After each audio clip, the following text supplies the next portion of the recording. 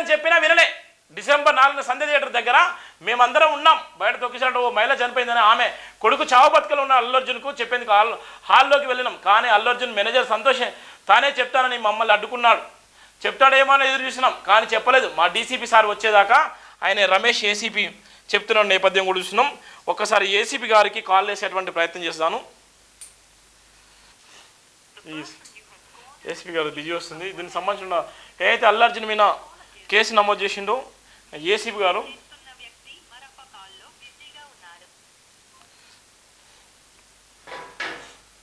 ఆయన చెప్పినా కూడా వినలేదు ఈ సినీ హీరో. ఇలా చూడు, ఏ పేద బడుగు బలైన వర్గాలు ఏ సినిమా టికెట్ల కోసం అయితే ఎగబడరో ఒక కుటుంబం రోడ్డు మీద పడి ఇలా రాష్ట్ర వ్యాప్తంగా ఒక పెద్ద సమస్యగా చేరిందంటే ఈ అల్లు అర్జున్ చేసినటువంటి ఓవర్ యాక్షన్ వల్ల. ఆయన సినిమాకు రాకపోతే ఏమైంది? 12,000 థియేటర్లో సినిమా నడిచింది. 12,000 థియేటర్లో సినిమా నడిచినప్పుడు అదే థియేటర్ పోవాల్సిన అవసరం ఏముంది? మరుసటి రోజు పోవచ్చు కదా, కుటుంబంతో పోవాల్సిన అవసరం ఏముంది? ఇలా ఉన్నటువంటి మామూలు సెలబ్రిటీ లాంటి వాళ్ళే, మామూలు యూట్యూబర్ లాంటి ఎక్కడెక్కడో ఎదుగుతూనే వాళ్ళ మీదే ఫోటోలు దిగడానికి సెల్ఫీలు దిగేటువంటి అనేక మంది అభిమానులు ఉంటారు. అలాంటిది ఒక పోలీసు ఉన్నతాధికారులను కూడా లెక్క చేయనటువంటి పరిస్థితి.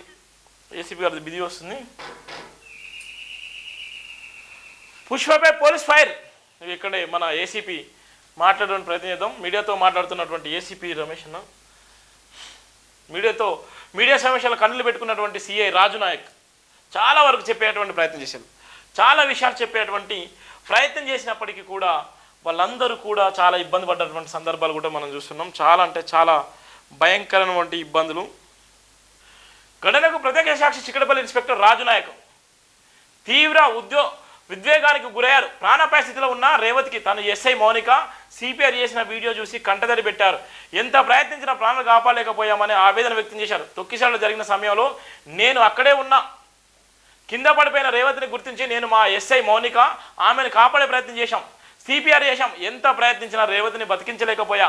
ఆమె ప్రాణాలు నా చేతిలోనే పోయాయి. ఇప్పటికీ మర్చిపోలేకపోతున్నా. గత 15 రోజులుగా మనశ్శాంతి లేదు అని రాజు నాయక్ ఆవేదన వ్యక్తం చేసిన నేపథ్యం కూడా. ఇది పోలీసు అదంటే, పోలీసుల మీద నమ్మకం అంటే ఈ విధంగా ఉంటుంది. పోలీసుల మీద నమ్మకం, పోలీసుల మీద విశ్వాసం అంటే ఇలాంటి పోలీసు అధికారులు ఉంటారు. వాళ్ళే మట్టిలో మాణిక్యాలుగా ఉన్నటువంటి సిఐ రాజు నాయక్ చేసేటువంటి ప్రతినిధం. ఆయన బాధ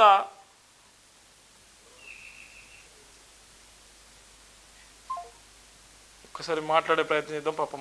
ఎందుకంటే చాలా కాల్స్ వచ్చాను. నిన్న కన్నీళ్ళు పెట్టుకున్నటువంటి సందర్భం ఏసీపీ గారు కూడా కాల్ చేస్తున్నాడు.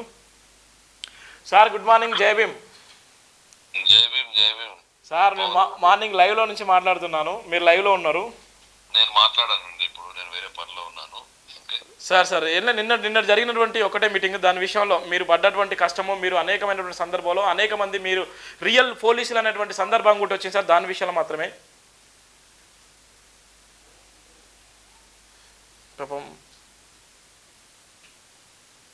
పోలీసులు వాళ్ళకు ఉండేటువంటి కాల్స్ ఉంటాయి కదా, వాళ్ళు మాట్లాడేటువంటి ప్రమాదం ఉంటాయి కదా. సిఐ గారు కూడా మళ్ళీ వేరే చేస్తున్నాం. ఒకసారి మాట్లాడదాం. ఎందుకంటే రాష్ట్ర ప్రజలకు తెలియాల్సిన అవసరం కూడా ఉంది. రాష్ట్ర ప్రజలకు ఈ విషయం తెలియాల్సిన అవసరం కూడా ఉంది. ఎందుకోసం అంటే మనోవేదనకు గురైనటువంటి ఏసీపీ అధికారులు, సిఐ కూడా వాళ్ళు చాలా ఇబ్బంది పడ్డారు. ఇలా పోలీసు ప్రతిష్టను పెంచే విధంగా ఇలా వీళ్ళు చేసినటువంటి ప్రయత్నం అయితే ఇలా రియల్ హీరోస్ ఎవరంటే పోలీసు అధికారులు అనేటువంటి చెప్పబడేటువంటి నేపథ్యం ఉంటుంది. ఈ సందర్భంలో ఉన్నటువంటి కొంతమంది పోలీసు అధికారులు కిరికిరి పోలీసులు ఉంటారు. ఆ కిరికిరి పోలీసులు ఎట్లుందంటే సెటిల్మెంట్ చేసేటువంటి పరిస్థితి ఉంటుంది. అందుకోసమే ఇలా పోలీసు అధికారులు ఏ విధంగా ఉన్నారో ఇలా మనం చూస్తున్న దానికి సంబంధించినటువంటి పరిస్థితి.